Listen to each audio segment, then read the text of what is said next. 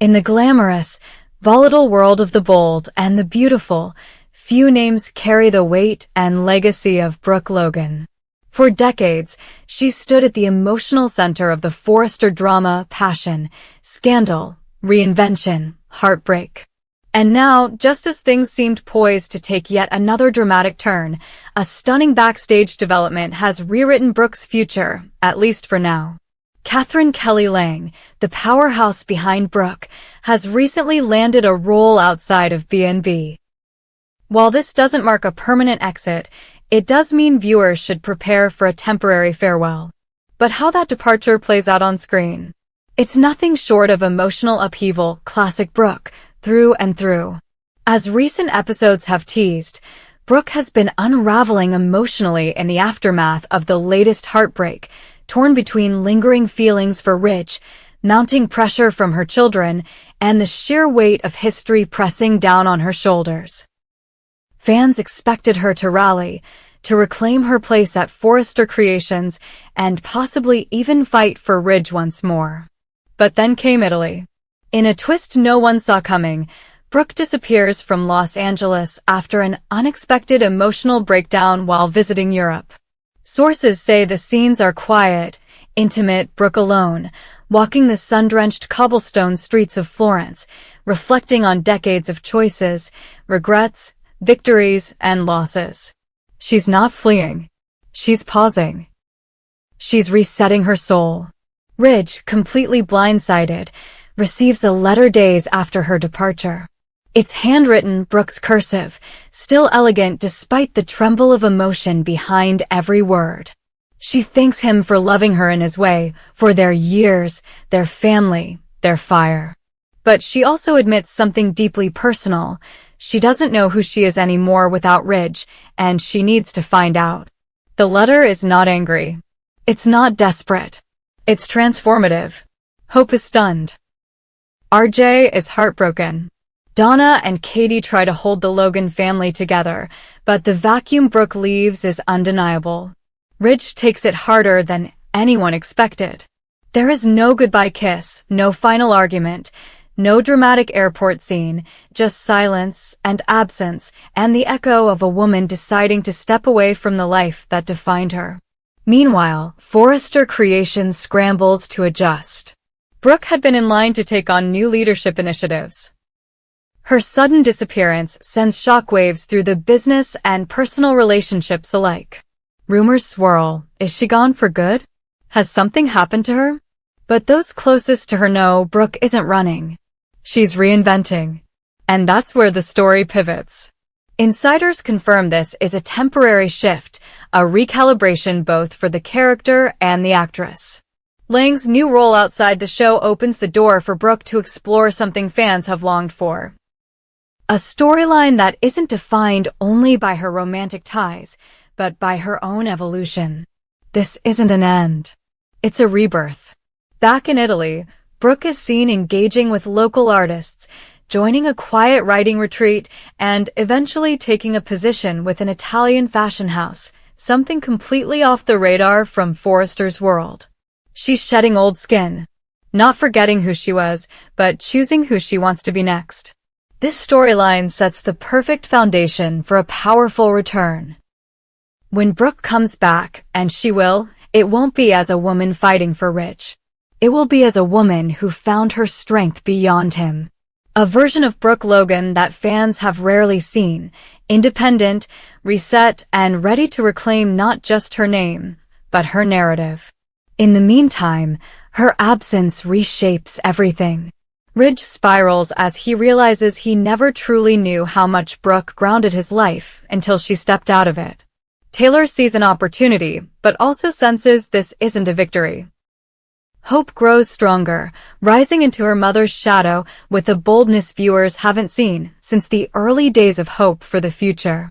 And the balance of power at Forrester is left dangling, ready for upheaval.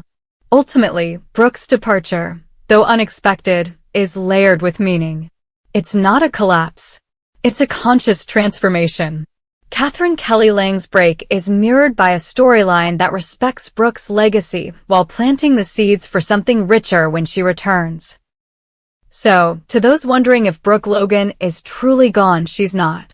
She's just out there, somewhere under the Tuscan sun, finally learning how to love herself the way she always tried to love others. And when she comes back, she won't just be stronger. She'll be unstoppable. The announcement of Ridge and Taylor's engagement was supposed to end the endless triangle that had defined so much of their lives. For once, it was supposed to be simple. Clean. Decided. Ridge had chosen Taylor. Not out of obligation, but intention. He had closed the door to Brooke Logan and opened the next chapter with a woman he had claimed was his future. For Taylor, it was validation, long overdue. For Ridge, it was clarity, or so he thought. But not everyone was celebrating. And nothing stays buried forever on the bold and the beautiful. Eric Forrester, Ridge's father and the patriarch of the Forrester dynasty, was the first to voice concern. Not in front of Taylor, not publicly. But in quiet, weighted conversations behind closed doors. Eric had seen this all before. He'd watched Ridge promise one woman everything while carrying another in his heart. Eric's loyalty to Brooke was more than familial. It was grounded in decades of watching her and Ridge find their way back together, no matter the chaos. He warned Ridge gently but firmly, if you're not sure, don't marry her. Don't stand at that altar with one eye still on the past. Ridge insisted this time was different. He'd grown. He knew what he wanted. But Eric wasn't convinced. He saw the hesitation Ridge wouldn't admit out loud, the lingering weight of Brooke's absence, the unresolved feelings that refused to fade. Then came the trip to Italy. A romantic escape, pitched as a pre-wedding celebration and creative inspiration for Forrester's European expansion. Ridge and Taylor traveled with a small group, Hope, Thomas, Steffi, and several senior Forrester executives. The plan was simple. Finalize wedding plans, scout locations for a fashion event, and publicly cement Ridge and Taylor's renewed commitment. The press was alerted. Photographers were scheduled. Brooke Logan, notably, was not invited. But Italy was never neutral ground. It was where Ridge and Brooke once reunited after a long separation. It was where they shared some of their most passionate, history-defining moments. For Ridge, the memories hit the moment his feet touched Italian soil. He dismissed them, pushed forward with Taylor, praised her loyalty and grace, but something inside him stirred. Memories don't go away just because you say, I do. Then came the incident.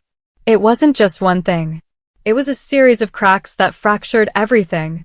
First, the car accident. A minor crash outside Florence, with Ridge and Thomas en route to a vineyard site visit. The brakes failed. No one was seriously hurt, but it raised questions. Questions Ridge couldn't shake. The same type of mechanical failure Brooke had experienced weeks earlier in LA, the same incident that had nearly killed her. Too coincidental. Too precise. Ridge demanded answers. The rental agency insisted the car was tampered with. Ridge couldn't help but wonder, was someone trying to send him a message? Or silence him? Then came the real fracture, an accidental encounter that wasn't supposed to happen. Brooke had flown to Italy at the last minute for a private retreat, unaware the Forresters were there. She was seeking distance, healing, a break from the emotional warfare of Ridge's engagement and the constant tug-of-war with Taylor. But fate wasn't finished with her. Ridge spotted her at a local chapel, lighting a candle in silence. Alone. Unaware of his presence. Something in him cracked. He approached. She turned. Their eyes locked. No script. No performance. Just years of connection snapping back into place. Brooke tried to walk away. Ridge wouldn't let her. What followed was the kind of confrontation only they could have, intense, raw, filled with truth they both tried to bury. She asked him if he was truly happy. He said he didn't know. She asked if he loved Taylor. He said yes. Then she asked the real question, do you love me more? He didn't answer. But that silence said everything. Taylor found out. She had been planning a surprise dinner on a rooftop overlooking the Arno River. Candles, champagne, a string quartet. But when Ridge didn't show, she started searching. She found him in a small piazza, arguing with Brooke. No, not arguing. Begging. Ridge was gripping Brooke's hands, telling her he needed time, that he was confused, that seeing her again changed everything. Taylor didn't need to hear more. She saw enough. She didn't cry. Not yet. Not in public. She turned, walked back to her hotel suite, and quietly packed her things. The next morning, she didn't show up for the Forrester team meeting. She didn't take Steffi's calls. By midday, she was gone back to Los Angeles. Alone. When Ridge returned, the engagement was over. Taylor didn't just walk away from the relationship. She walked away from the business deal, the family gatherings, the shared future she had helped construct. She wasn't going to play second to Brooke again. Not emotionally, not professionally. Her fury simmered not just with heartbreak but with purpose. She began recalibrating her role at Forrester Creations. No more smiling through disappointments. No more passive support. She shifted her focus to her own ventures, private therapy clients, media consulting, and a growing alliance with non-Forrester fashion investors. If the Forresters didn't respect her power, she would build something that did. But her return wasn't just about reinvention. It was about response. Taylor started quietly realigning alliances. Donna and Katie were still loyal to Brooke, but others were starting to question Ridge's reliability. Steffi, caught between parents, became a crucial piece. Thomas tried to downplay everything, but Taylor began planting seeds. Ridge's instability isn't just emotional, it's bad for business. She floated the idea of new leadership models. Hinted at bringing in outside board members. Steffi resisted at first. But even she began to question whether Ridge's inability to let go of Brooke was compromising the brand's direction. Meanwhile, Ridge spiraled. He returned to LA broken, lost. He tried calling Taylor, she didn't answer. He tried calling Brooke, she told him not to. She made it clear she wasn't an option. Not this time. Not after everything. The triangle was shattered, but not resolved. With Taylor stepping into a more assertive, perhaps even adversarial role, and Brooke maintaining distance, Ridge found himself in a new kind of exile, unwanted, unneeded, and uncertain of what future he truly belonged to. The once clear vision of marrying Taylor had imploded. The fantasy of reuniting with Brooke had dissolved. And now, both women were defining themselves without him. The question now isn't who Ridge will choose. It's whether anyone will still choose him. For Ivy Forrester, returning to Los Angeles was supposed to be a professional reset, a quiet re-entry into the world she once left behind. After years abroad, she came back to Forrester Creations under the pretense of an international expansion project, focused and composed, determined to re-establish herself in the design world without reopening old wounds. But the minute she stepped back into the halls of the Forrester building, she felt it. Liam. His name. His presence. His shadow. The past wasn't buried at all. It was still alive, humming just beneath the surface. Their history wasn't clean. It never was. Ivy had loved Liam once fiercely.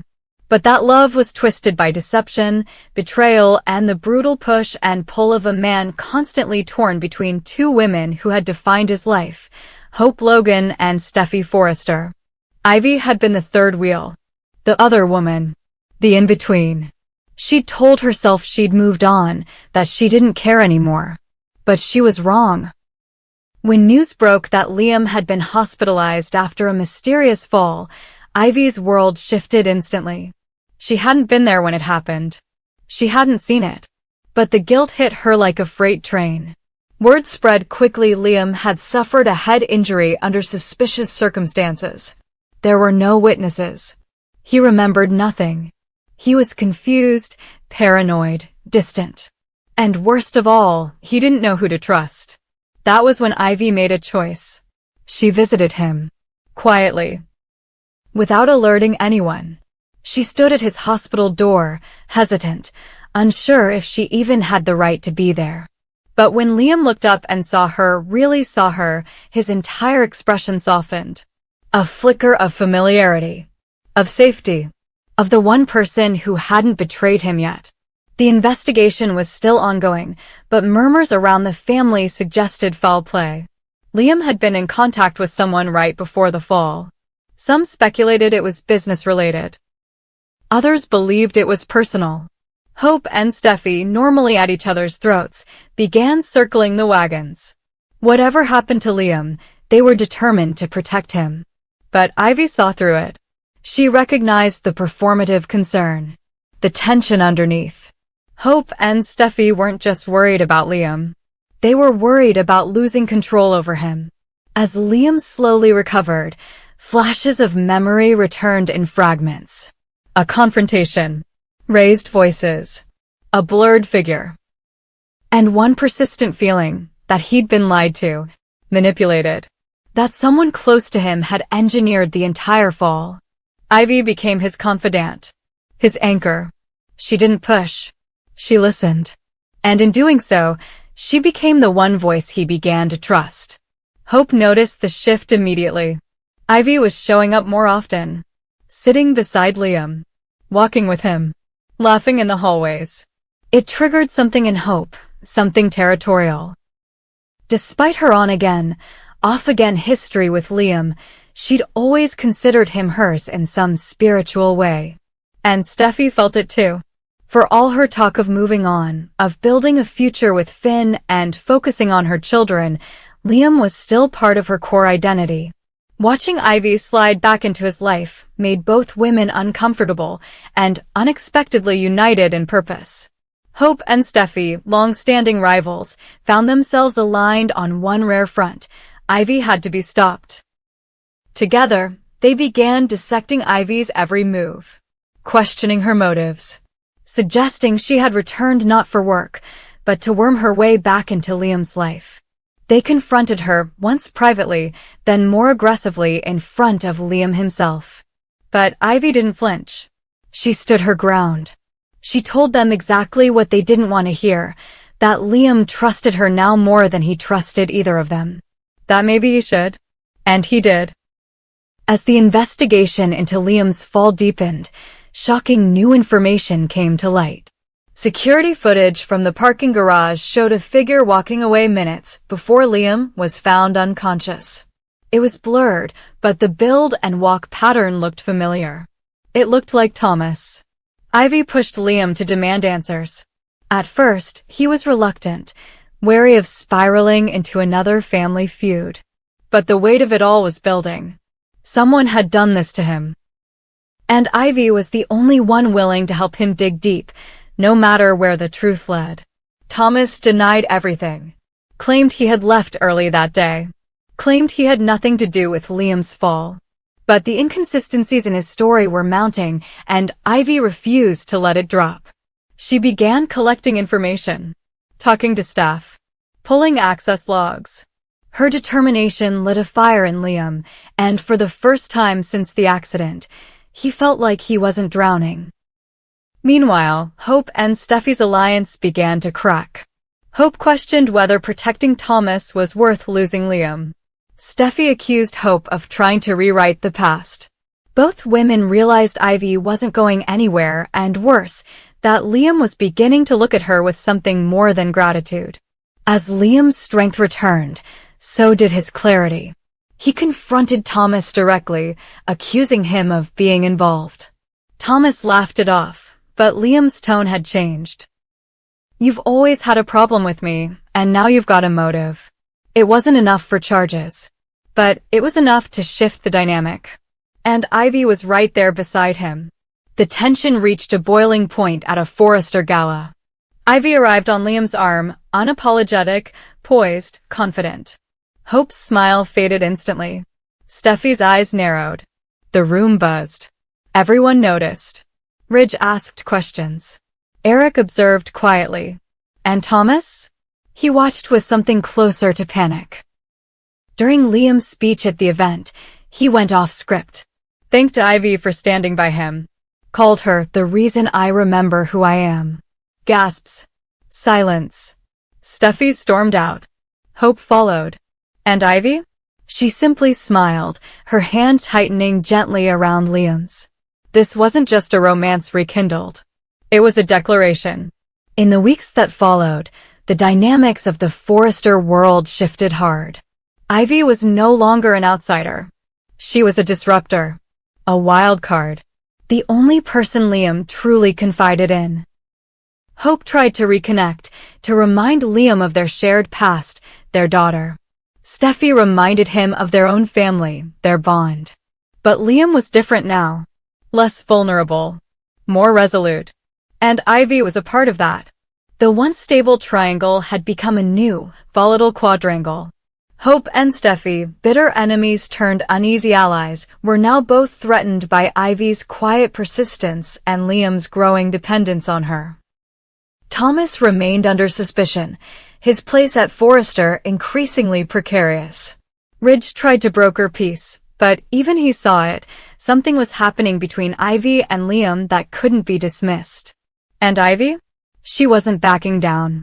She wasn't that insecure girl anymore. She had history. She had fire. And this time, she wasn't leaving without a fight.